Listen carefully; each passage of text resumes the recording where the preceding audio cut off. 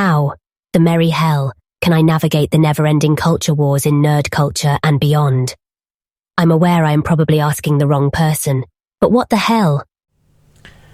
You're definitely asking the wrong person, because I haven't successfully navigated this whole minefield at all. I mean, on paper, I should be on the same side as a lot of the people who have caused the most problems for me and the most problems for everyone within the space, because I am very, very, very, very left-wing.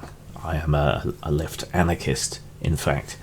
But I bump up against these people because I'm also a libertine, and because my leftism is more old school, materialistic leftism. That is to mean I'm concerned with people's material conditions, class issues, wealth issues, that sort of thing.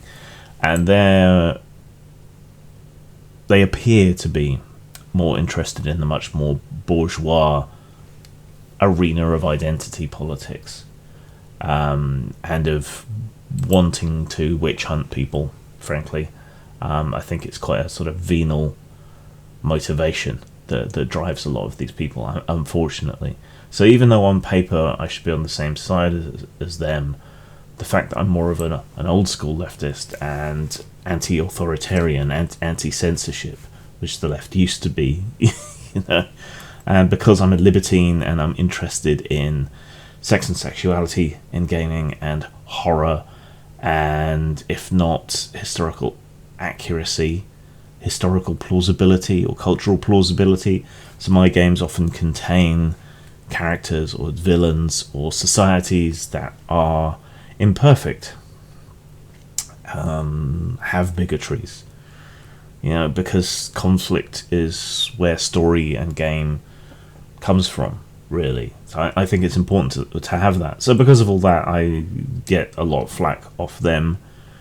And it's not like the other side isn't a problem as well, either. I mean, which political wing was it that prosecuted the Satanic Panic? And these days, they want to ban all kinds of books from schools after pretending to be the champions of free speech. They want to ban sex education books because they absurdly describe them as pornographic. They don't want a kid within 5 miles of anyone cross-dressing. God, coming from the UK, where we have Christmas pantomime and men dressed as women and women dressed as men, it seems like a violent overreaction to me. It seems kind of stupid. I think their heads would explode. So it's coming from both sides now.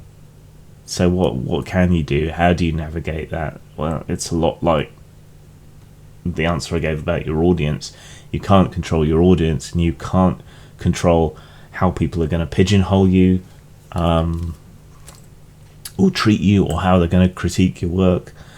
All you can do is constantly question and understand yourself. Where do I stand? What do I think? Am I cool with what I think?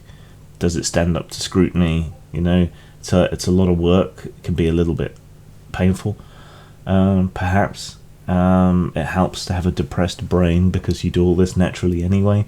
But if you understand yourself and where you stand or what you think, then accusations that run counter to that begin to lose their power. They don't entirely lose it, and they might sway other people and cause them to hate you. But as long as you understand what you think and why, I think you'll be okay, right? So you can't escape the culture war. The only way to weather it is to know yourself, what you genuinely think, what you genuinely feel. That's how you deal with it, I think, psychologically. But there's no escape, and both sides are awful.